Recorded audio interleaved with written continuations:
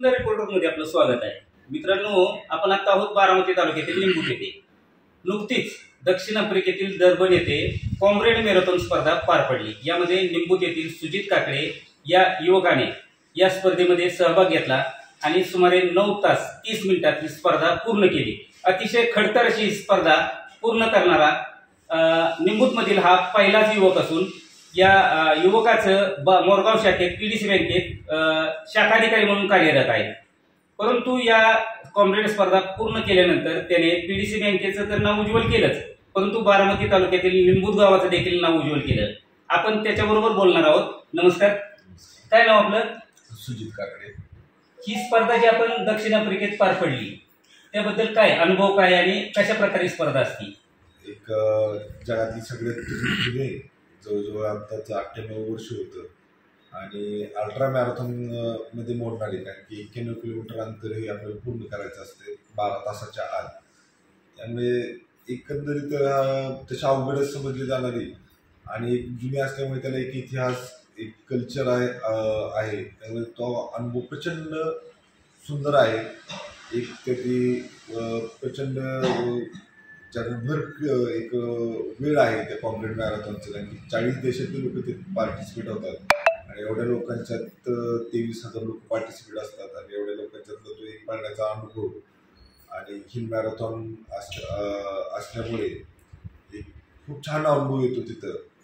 स्पर्धा कशा प्रकारे असते, म्हणजे स्पर्धेमध्ये थोडीशी प्रेक्षकांना माहिती द्या.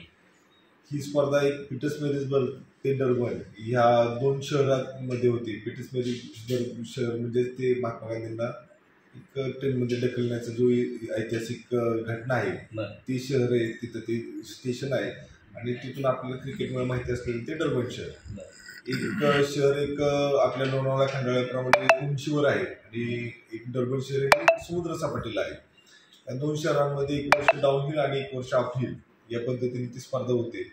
पीटर्सबर्ग ते डर्बन एक वर्ष पुढील वर्षी डर्बन टू पीटर्सबर्ग अशा पद्धतीने 9 किलोमीटरची ही होती. डाऊनहिल असला समजला गेला तरी ही पूर्णपणे 5 ते 6 टेकड्या खालीवर करून नंतर मग उतार लागल्या. म्हणजे टेकड्या खालीवर करून उतरली कॉम्रेड स्पर्धा अशी खडतर असते का? हो. कारण की ह्याच्यात इलिव्हेशन चांगल्या पद्धतीने असल्यामुळे नुसतं 90 किलोमीटर नाही, हिली एरिया जवळजवळ 5 ते 6 टेकड्या एक 1200-1300 अंदाजे 1 मीटरमध्ये हे इलिव्हेशन पूर्णपणे गेन करावं लागतं आणि तेवढंच उतरावं लागतं. त्यामुळे एक बऱ्यापैकी शारीरिक मानसिक कसोटी खूप चांगल्या पद्धतीने इथे लागतं. किती देशातील स्पर्धकांनी यामध्ये सहभाग घेतला? इथं 40 देशातले लोक बऱ्यापैकी पार्टिसिपेट होतात. साऊथ आफ्रिकेची लोक अर्थातच जास्त असतात. त्यानंतर दुसऱ्या क्रमांकावर सगळ्यात जास्त भारतीयच लोक आहेत. यावर्षी जवळपास 400पेक्षा जास्त लोकांनी, भारतीय लोकांनी याच्यात सहभाग घेतला. त्यात महाराष्ट्रातील निम्म्यापेक्षा जास्त लोक होते. महाराष्ट्रात ह्याच्यात सहभाग मोठ्या प्रमाणात ह्या वर्षी होता. आपल्याला जे मेडल दाखवले आपण, गळ्यात मेडल आहे ते त्या स्पर्धेदरम्यान मिळालेले मेडल आहे का आपल्याला? हे रॉबर्ट मेस्ली यांच्या नावावर हे पदक भेटलं जातं. ज्या लोक 9 ते 10 तास कॅटेगरीत येतात तिथे टायमिंगनुसार मेडल असतात.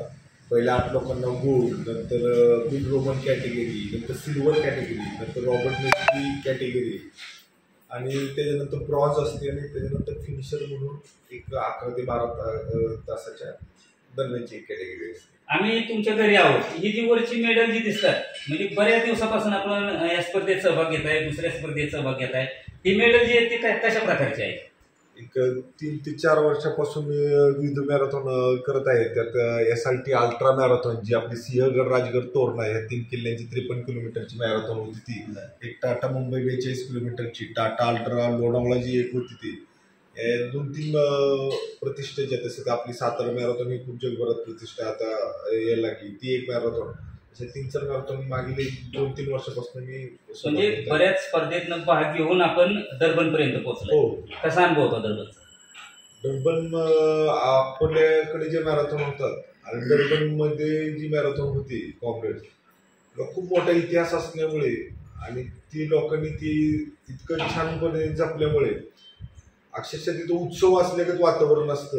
एवढा सपोर्ट कुठल्याही प्रकारे कुठल्याही ठिकाणी मॅरेथॉनला अनुभवता येत नाही. लाखांच्या संख्येत 90 किलोमीटरवर लोक उभे असतात आणि सगळ्यात छान सपोर्ट हा भारतीयांना असतो. हे खरं सांगायला मला आनंद होतो की कुठल्याही देशातल्या स्पर्धकांना जेवढा सपोर्ट भेटत नाही तेवढं त्या लोकांना, भारतीयांना ती लोक सपोर्ट करतात. आपल्या टी शर्ट जे भारताचे पाहून त्यांना चेअरिंग करणे, त्यांचे बिगवरचे नाव उच्चारून हाक मारणे, खूप छान अनुभव असतो. त्या गोष्टीचा आपण एक भाग होतो, याचा खूप मोठा आनंद असतो. अतिशय खडतर स्पर्धा निंबूच्या युवकांनी दक्षिण आफ्रिकेत जाऊन पूर्ण केली, त्याबद्दल निंबूतकरांना देखील अभिमान आहे. पुरंदर रिपोर्टरसाठी मी विजय लकडे, बारामती, निंबू.